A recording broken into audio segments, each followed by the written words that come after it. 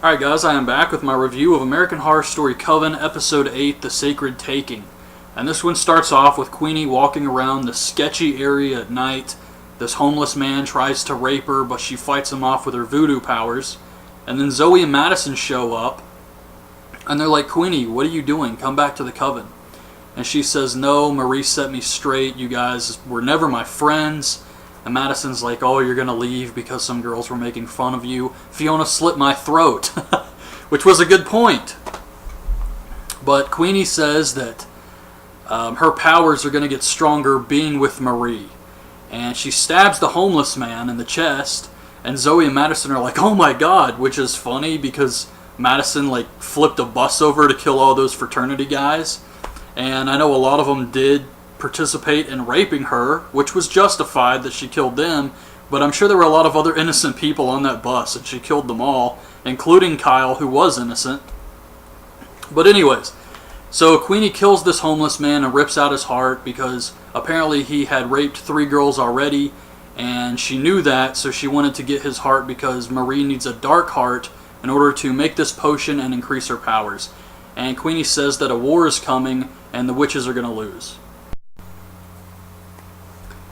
So the neighbor Luke and his very religious mother are talking, and she says that he's unclean because he's been hanging out over at the Coven house. So she gives him this weird enema or something. It was fucking strange. But back at the Coven house, Cordelia's talking to Zoe, Madison, and Nan, and she says, yes, it sucks that Queenie left. I'm not going to let that happen again. We're going to get stronger, and we're going to kill Fiona. And while they're talking about this, they hear the doorbell. And Cordelia's like, where the hell is Spaulding? Or Delphine, who is Kathy Bates. So they go to answer the door, and it's Misty. And Misty comes in, and she's like, there's a man out there trying to kill me. He chased me out of my house at the swamp. So I came here with a friend of mine. Can we stay? And Cordelia touches her hand and sees what she's been through, and she's like, yes, you can stay here. They go to the greenhouse to meet her friend, and it's Myrtle Snow, who has basically gone back to the way she used to look, except she's got a few burn scars on her face.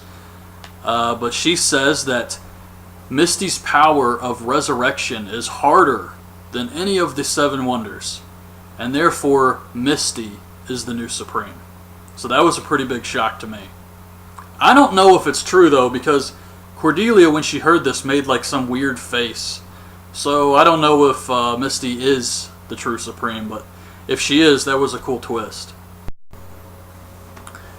So the witches perform the Sacred Taking, which is this ritual that's supposed to help the next Supreme, whoever it may be, ascend. But they still have to get rid of Fiona. So Madison shows up in Fiona's room, and Fiona's very weak, her hair is falling out, and she tells her that she brought herself back from the dead because she's the next Supreme. Fiona couldn't kill her. And everyone knows Fiona tried to kill her, and they also know that she set up Myrtle Snow. So since everyone knows this, they're going to burn her at the stake. So Fiona has 2 choices. She can kill herself, or she can die at the stake. And she leaves the room. And Fiona starts packing a suitcase, and then Myrtle Snow shows up in her room and tells her that that's not an option. It's kill yourself or die at the stake. And Fiona says, but there's this man I've fallen in love with, and I finally have love in my life, even though he's a fucking ghost. But Myrtle Snow says that the man is not going to stay with you. You think he's going to be there to take care of you because you're dying, but he's not. He's going to leave. So Myrtle Snow convinces Fiona to take the pills and kill herself. And Fiona says, just make sure they hang my portrait where I told them, not down in the basement with that Russian witch. So I guess at some point there's going to be a flashback of a Supreme that just everyone hated. So that should be interesting. But Fiona takes the pills, and Myrtle Snow leaves the room so Fiona can die in peace. And Spaulding shows up. He's a ghost now. Like I said in my review of episode 7, no one stays dead in this show. There's just too many ways for people to come back. So the ghost of Spaulding is talking to Fiona, and that's actually kind of weird if you think about it, because Zoe once she figured out she could bring people back to life with spells and shit, you would think she would go back and revive her boyfriend, the guy she killed by having sex with him. I mean, she brought Kyle back, and that's a guy she just met. But anyways, Spaulding is talking to Fiona, and he says, you need to take this medicine and throw up those pills. You can't die like this. And at first Fiona doesn't want to do it, but then he says they tricked you.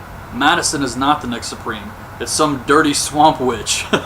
So Fiona takes the medicine, throws up the pills, and she tells Spaulding she's going to avenge his murder after she avenges her own. We see Queenie bring Delphine a cheeseburger, and she's scarfing it down. But she can't really starve to death, so I guess she can just feel hunger, but she doesn't actually have to eat to live.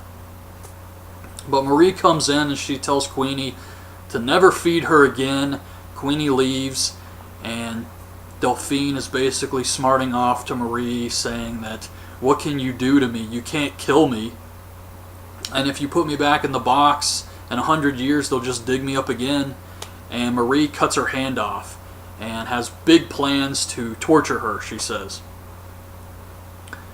Then we see Nan, who is talking to the other witches, and she asked them if she could be the next Supreme. And they're like, probably not. So Nan says, you guys suck balls, and she goes to see Luke, the neighbor. And she walks right into his house, and she finds him tied up in the closet. So she unties him, and they're trying to leave together, and Luke's mom is calling the police, but then a sniper shoots Luke's mother, and he's trying to shoot Nan, but Luke dives in front of the bullet and takes the hit. So Luke has been shot, and his mother is dead. And of course it's Hank, the witch hunter. The witches are waiting around for Fiona to die, but then Fiona walks out of her room, and she's pissed off. So the other witches are like, oh shit, here we go. And she says, where's this little swamp witch I've been hearing so much about? And Misty is gone. We see Misty is at the neighbor's house with all the police investigating the shooting. And Fiona comes over, and she tells Misty to perform her resurrection magic on Luke's dead mother. Luke actually is taken to the hospital. He's still alive. Nan goes with him. And Misty performs the magic on Luke's mother. She passes out, and Cordelia is outside the house. She finds a bullet, picks it up, has the flashback, and sees that Hank was the one who tried to kill Nan. So they know a witch hunter's after him. I assume she knows it's Hank. She didn't actually say it was Hank. But the next day she's talking to Fiona, and Fiona says that she's actually proud of her for showing the guts to kill her, or at least attempt to kill her. And then they hear the doorbell, so Fiona goes to check the door, and she sees a box outside the house, and she brings it in, and it's the head of Delphine. Of course she's still alive. She can't be killed even if she's cut into tiny pieces. And she opens her eyes and just says, help. And that was the end of the episode. So before I end this video, there's something I've really been hoping that they would go into more detail on, and that's the other witches in the world.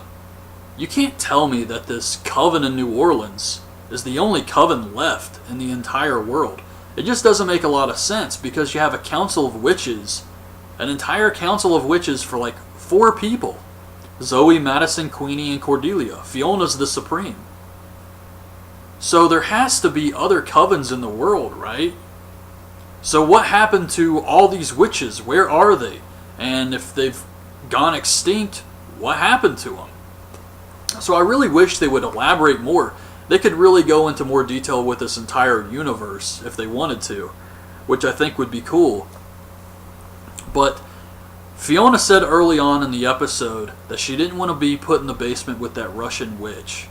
So I'm wondering if that witch, that Supreme, was from Russia, and there's like a Russian coven, and covens all over the world.